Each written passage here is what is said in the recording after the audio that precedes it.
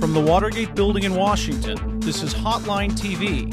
Now here are Hotline editors Amy Walter and John Mercurio.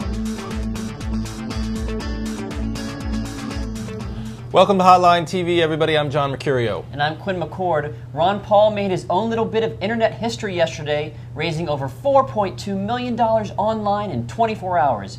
That's more than Mike Huckabee has raised, period. Ooh. John, do you think we should take Ron Paul seriously? And why is it that every time we tag a Hotline TV show with Ron Paul, all the Paulites flock to watch it? I can't imagine. It must be something about this, this chemistry that you and I share. All right, should we be taking Ron Paul seriously?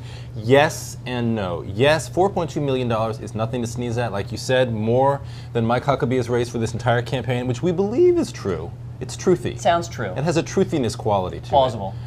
It's more than any other Republican presidential candidate, period, has ever raised in one day. So it shows a level of excitement, enthusiasm, and organization on the part of the Paul campaign that they can that they believe they can translate into some sort of surge of support in key states like New Hampshire and Iowa. And also, $4.2 million, nothing to sneeze at. That money can help improve the production quality of these Ron Paul ads that he's been running. It can improve not just the quality but the quantity of the ads in Iowa and New Hampshire, and I think he becomes a force to reckon with in a state like New Hampshire, where he's already creeping up in the polls.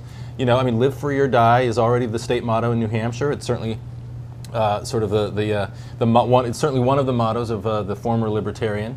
And I think to some extent he whether or not he had held this fundraiser, he was already surging on some sort of his own momentum. The problem is that, look, can he translate it into actual votes is a real question mark, remains to be seen. But I think this day, yesterday, will go down in the Ron Paul record books as a point at which his campaign became at least on the national radar in a serious way. Yeah, I mean, I think he's definitely rising to the point where you have to wonder if he does well in New Hampshire, who will he start to hurt more of the major Republican candidates?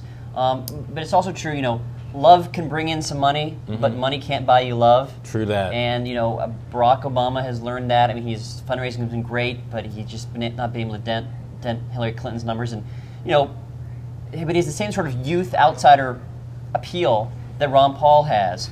Which is interesting considering that Ron Paul is about, 125 years old. Yeah, well. Not really. I'm just kidding, with all due respect to the congressman and his supporters. But you also wonder, I mean, if Ron Paul does really well in New Hampshire, among independent voters, could that help Hillary Clinton? True. Would it hurt Barack Obama if more independents all of a sudden will say, Ron Paul's a real candidate, I'm going to vote in the Republican primary for Ron Paul? Excellent point. So you have those sorts of things going on. But at the end of the day, I mean, you're right.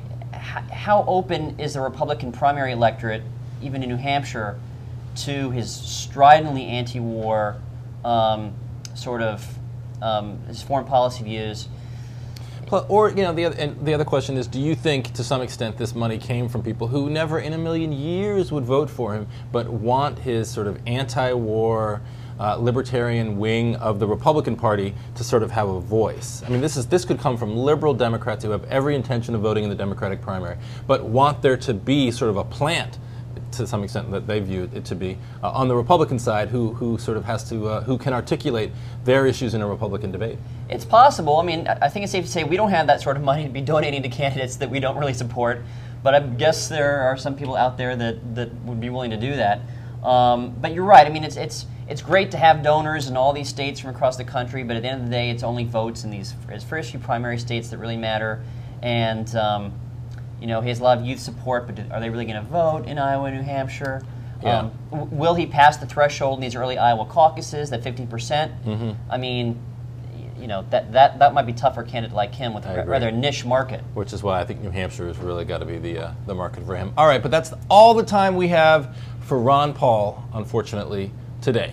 Hey, Paulites, rank the heck out of this show, and maybe, just maybe, we'll talk about Dr. Paul again soon. But for now, we'll see you tomorrow right here on Hotline TV.